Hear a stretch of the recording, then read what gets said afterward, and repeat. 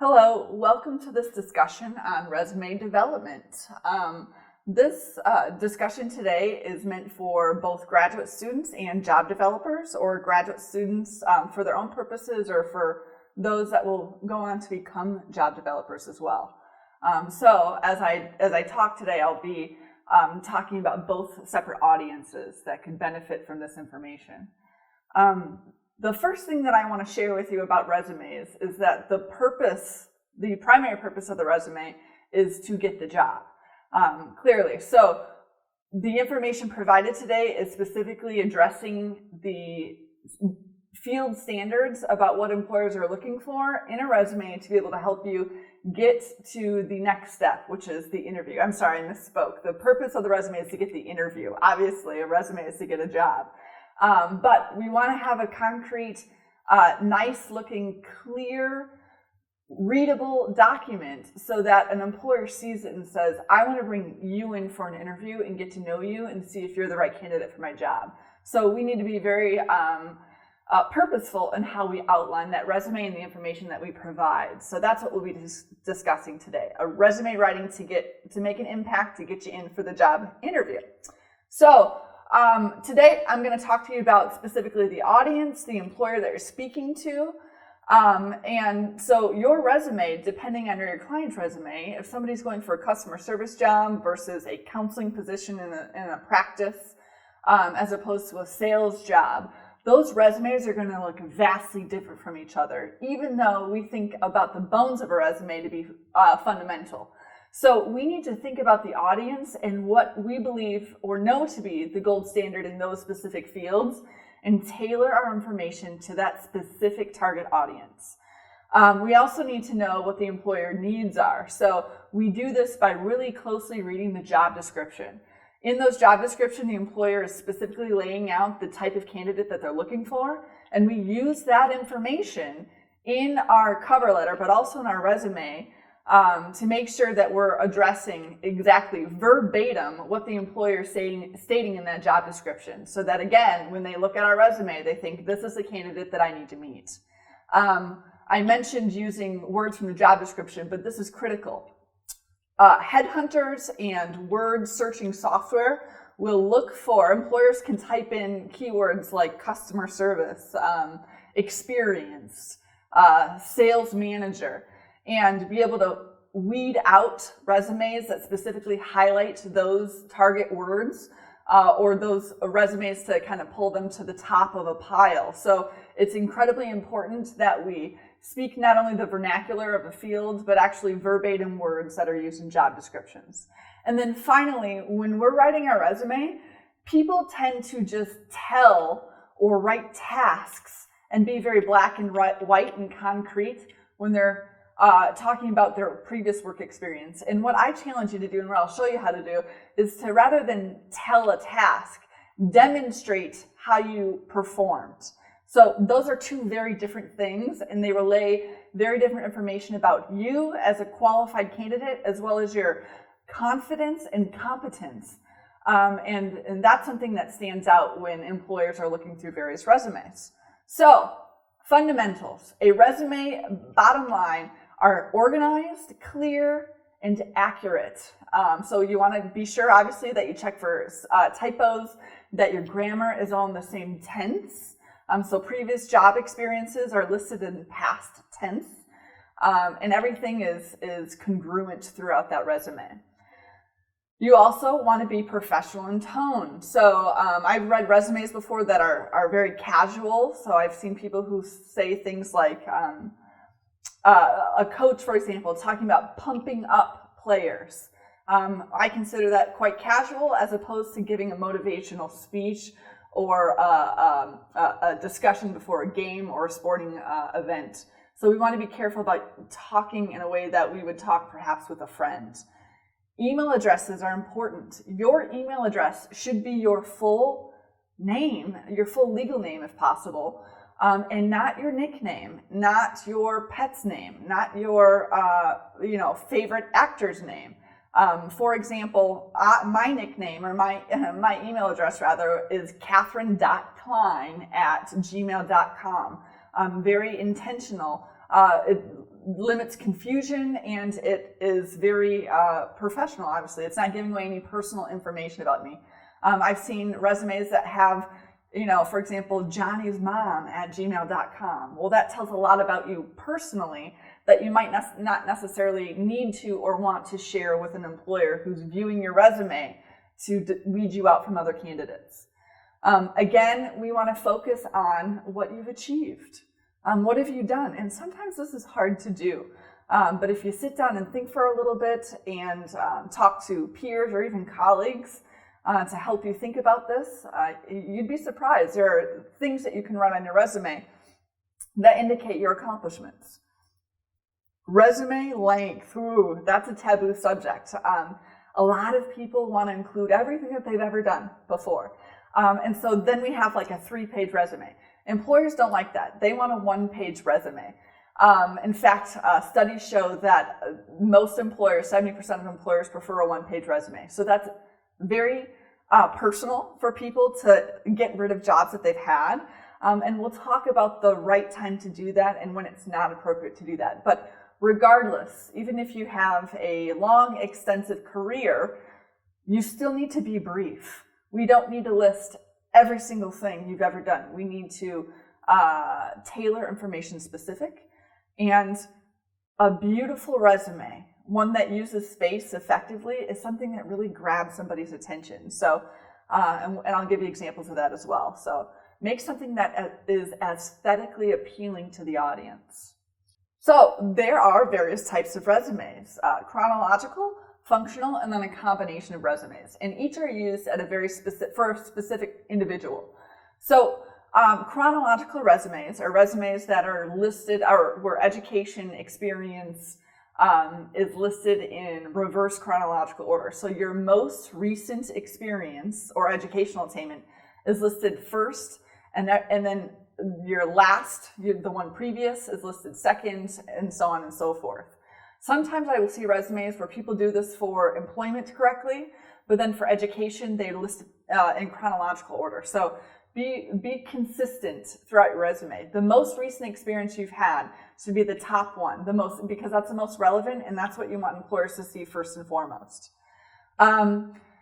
This is for chronological resumes are also for people with some experience, so that they can demonstrate that. It predominantly focuses on experience in education, less so on skills and volunteer experiences. A functional resume is a resume that predominantly focuses on skills. And so this is a great resume to use with an individual that has never worked before, or perhaps somebody who doesn't have a lot of experience or is maybe changing a field. You want to list skills first and foremost. And you can use the occupational network to do that, ONET, to list some skills or identify some. I will say that employers don't tend to like or love functional resumes because it's a giveaway that somebody doesn't have a lot of experience. However, we have people that we're working with at times that are entering a market, and so we need to be able to list that specifically. So a functional resume is how we do that, and I'll show you some beautiful examples of functional resumes. Finally, we have combo resumes, a combination of functional and chronological. These are resumes, not surprisingly, that include both experience and skill. So because we need to be brief, a combination resume for including both of these things means that we're not including all of the experiences we've had or all of the skills we've had. We are selecting specific things to our target audience, the employer, which is a good thing to do. So this is another option that you have available to you. So let's go ahead and look at examples of each of these. The first example is actually from a graduate student in our rehabilitation counseling program. And so if we take a look at this, you see here that, first of all, this is a 2-page resume. I'm going to show you the other page as well. But if we start at this first page, you'll notice that this individual lists an objective statement.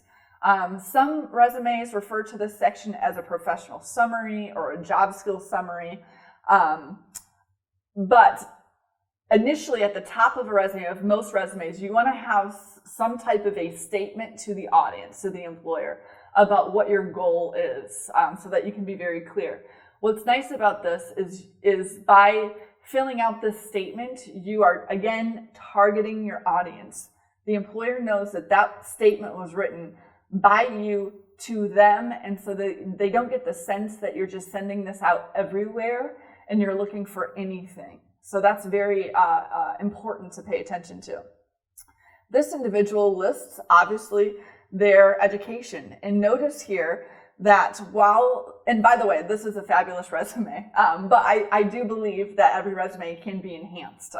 So notice that this individual, for their resume, their education is listed in chronological order, and their work experience is listed in reverse chronological order, okay? So these two things are not consistent. So in this person's education, Maryville University, their graduate degree should be listed top because they're currently working on a graduate degree, or they were at the time. And then their previous, their bachelor's degree should be listed second here. This person included a GPA. That's your choice. You don't have to do that. I personally think that even if you had a 4.0 GPA, it's not necessary to include, and I'll talk about why later. This person listed that they have an anticipated or expected graduation date, which is great. Then we have work experience. This looks great. So we have about 4 experiences listed here with 3 to 4 bullets for each, with date ranges, cities, all of this looks, and job titles looks fabulous. I will say that because, again, length is critical, some of these experiences on this individual's resume probably aren't necessary.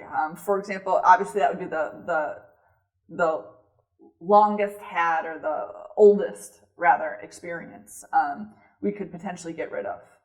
This individual is then going on to list some skills here, which again is an individual choice that you can have. They listed affiliations and volunteer experiences. So something I noticed when looking at this resume is you notice the third bullet there at the top is a different sized font than the other bullets. So that stands out to me immediately if I'm viewing something. I know that other people are like me and would notice that, so please pay attention to the font size. I don't know, again, if I'm looking at length, if we need necessarily all of these skills, volunteer experiences, and affiliations. If I read the volunteer experiences, I notice that this individual has been a very active citizen in raising money for different types of, citizen projects or research. For example, diabetes research, I believe cancer research. I don't even know what the Jimmy V Foundation is that's listed here. So to me, that doesn't add any relevance to me. So we could really tailor this down quite a bit to be more specific and concrete. I personally do not believe that references should be included on any resume. You can write on your resume references available upon request, or I'll tell you about other ways that you can provide them to employers, but it takes up space, and it's kind of nice if an employer reaches out to you for references, you know that they're taking your application to the next step. So if an employer doesn't specifically ask for them, I don't recommend including it on a resume because it just makes it longer. And again, that's not always in our best interest. Here's another example of a chronological resume, just to give you a one-page snapshot. So this resume is clear, it's easy to read, it's organized very well so that you can look at it and gather a lot of information.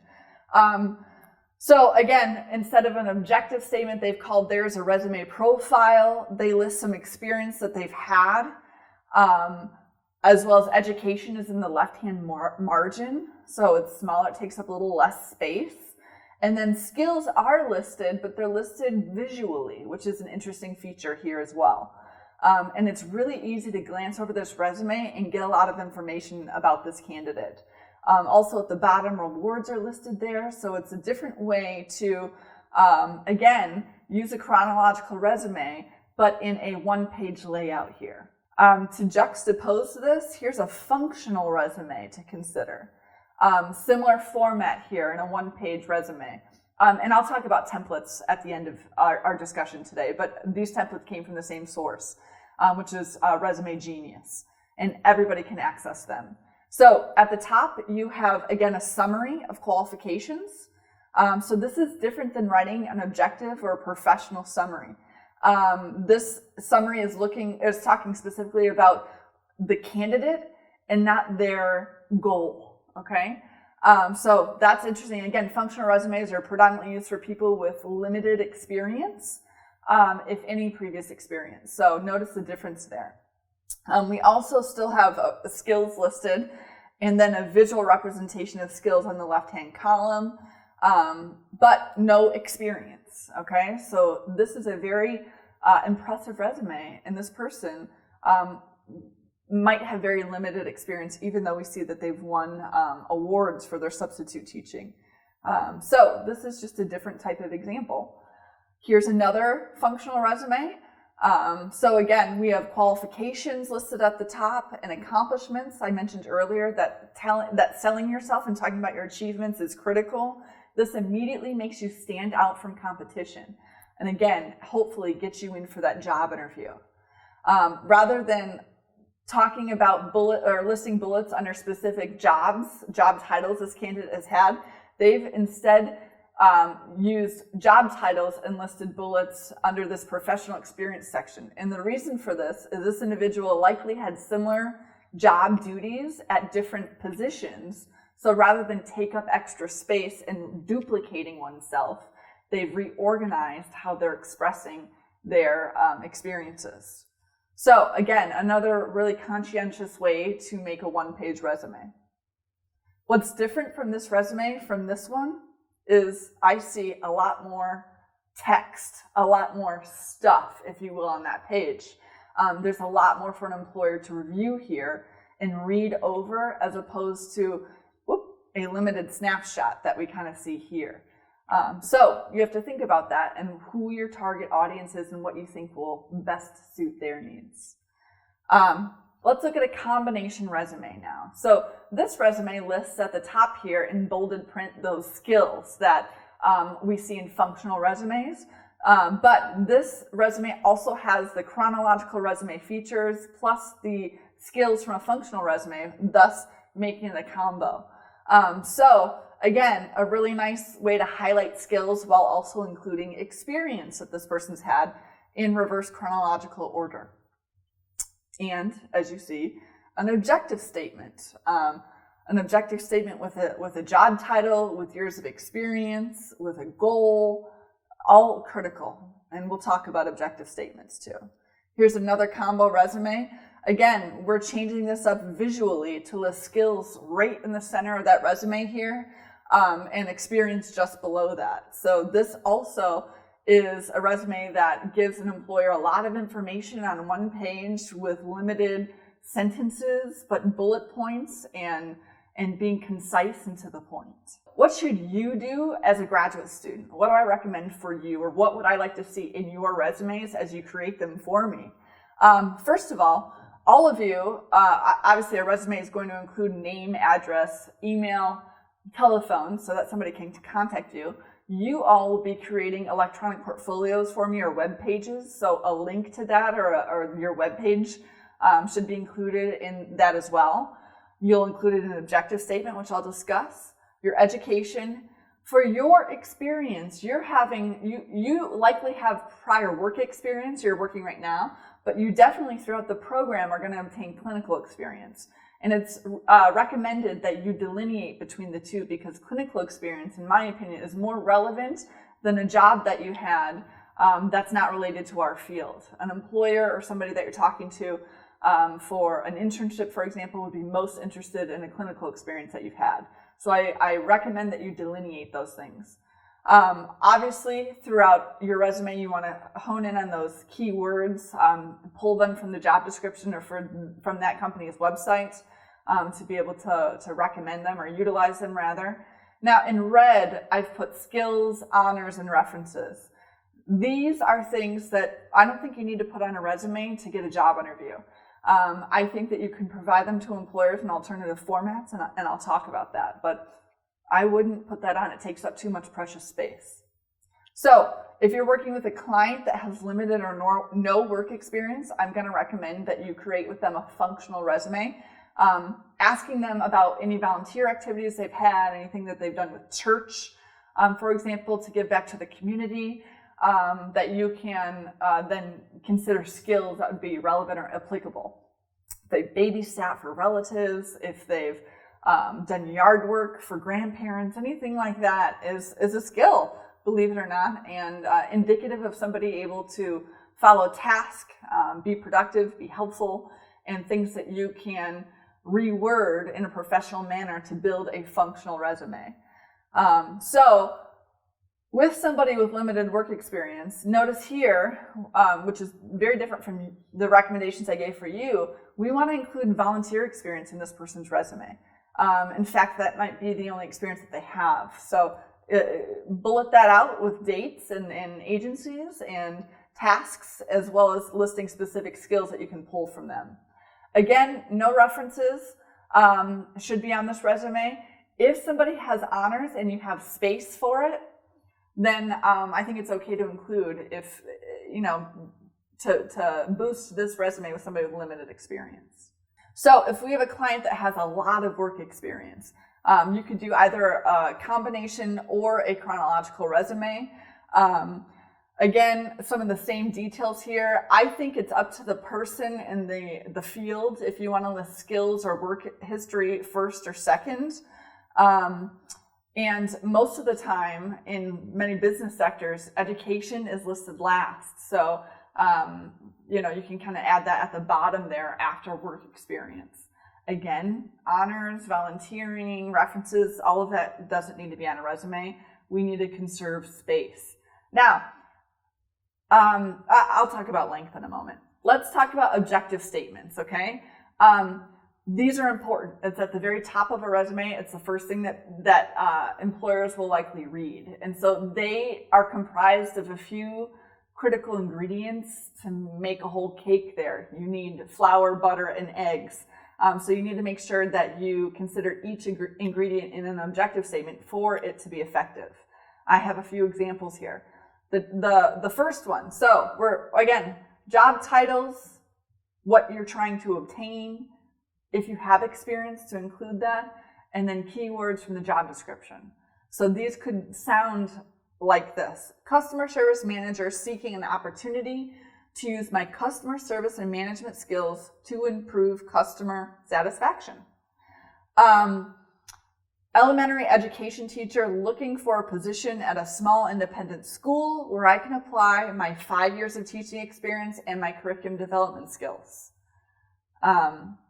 For you, potentially, as somebody looking for a clinical experience, you could indicate a highly motivated and passionate rehabilitation counseling graduate student looking to gain clinical education and training via an internship at such and such agency to continue to develop and grow my career as a rehabilitation professional. So again, you can be very poignant here in exactly what it is that you're hoping to obtain through this searching process. I mentioned education earlier in a resume, and I want to just circle back to this and say that for you, as somebody who's still in a program, you could indicate an anticipated graduation date. So, for example, May 2020 is when you anticipate to graduate. That gives the employer a lot of insight into where you are in your career trajectory.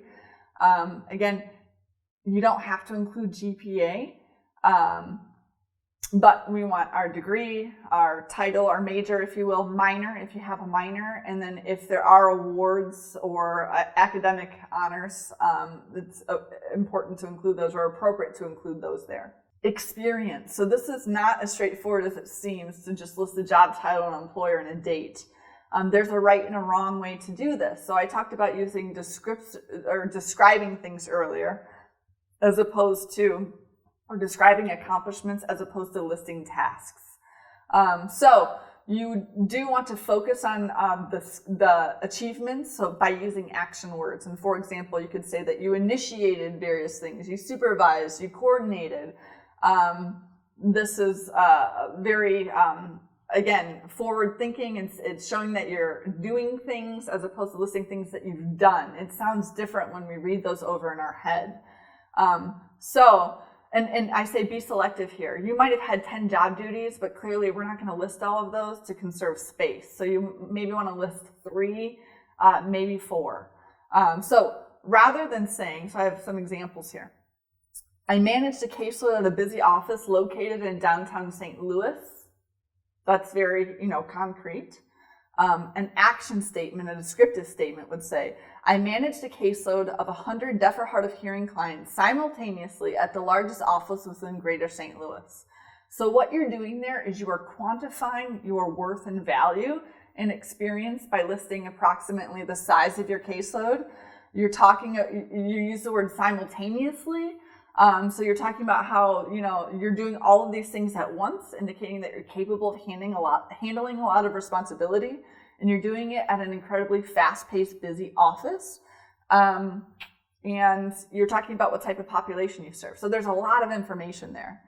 To look at that again in a different way. So I answered phone calls and dealt with customer concerns. Instead, you could reword that to further demonstrate your worth to a company. You resolved customer concerns, answering approximately 10 calls an hour. Therefore, by becoming the lead person for handling difficult calls and complaints.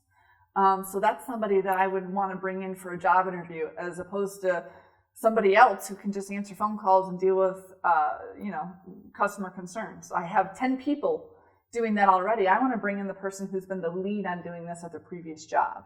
So wording matters. This top area, so this position listed at Kreider, I pulled from that resume that I showed you earlier from an alumni of our program. Again, that individual listed their experience, in a relevant manner. But if we consider the words used and the way in which we demonstrate our skills, we can be more action-oriented and, again, explain our worth a little bit more. So that resume said that this individual maintained a caseload of clients with various forms of mental illness. So reconsidering that statement, instead we could say, we maintain a caseload of approximately 80 clients with various forms of mental illness, ranging in severity, suicidal to homicidal, and stability, housing, employment, etc. So this shows a lot more diversity in somebody's previous experiences. Rather than helped in completing various assessments, we can say, we independently completed assessments to manage care and develop effective treatment plans. Rather than saying that we aided in developing personal treatment plans, we can say that we consulted with a multidisciplinary team to collaboratively develop personal treatment plans, working with other people. Assisting clients in achieving their goals and planning for their futures. Instead, we can again quantify it.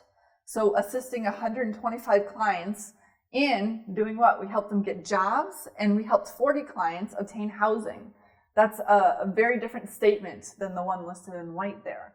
So I challenge you to look at your own resume and reconsider how you can list your skills, your tasks, by demonstrating your worth with a return on investment to the individual that's reading it. At the bottom here's another example of an action-oriented bullets that you can consider. Again, you see lots of numbers here. It's important to, again, quantify whenever possible using action words to be able to demonstrate your worth. So, what does all this mean in summary? Things I want you to think about. The length of a resume. By cutting out some of the things that we really do want to add, and that's personal to us, we can tailor a resume to provide a good snapshot to an employer so that they want to meet us in an interview to learn more. Some individuals, so for example, individuals that have been in a field for like 10 years or longer and have worked potentially for different employers, they might have longer than a 10-page resume. Or I'm sorry, they might have longer than a 1-page resume. Individuals with advanced degrees tend to have not a resume, but instead a curriculum vitae, and those can be, upwards of 10 pages. So I just want to be clear that we don't think that everybody is going to have a 1-page resume, but it's very common that that's typically what employers look for. In fact, it's what they indicate that they want. 2 pages at times is permissible, but you really want to avoid kind of going over that. Be concise with your bullets. What's great is that you can redirect employers or people looking at a resume to find out more about you. You could include a link, or right here as I have in white on the screen, additional information and recommendations are provided on LinkedIn or your Wix or whatever your electronic portfolio link is, so that they know that they can go and find those references. They can go find out more about your volunteer experiences, your honors, your skills, if that's where you want to include that information. I think it's great to leave some of that off of the resume so that you can talk about it in a job interview or in a cover letter and tie in your work experience with some of the other skills that you might have. So this is a guide to how to create a really purposeful, concrete resume to attract employers to want to bring you into their office for a job interview.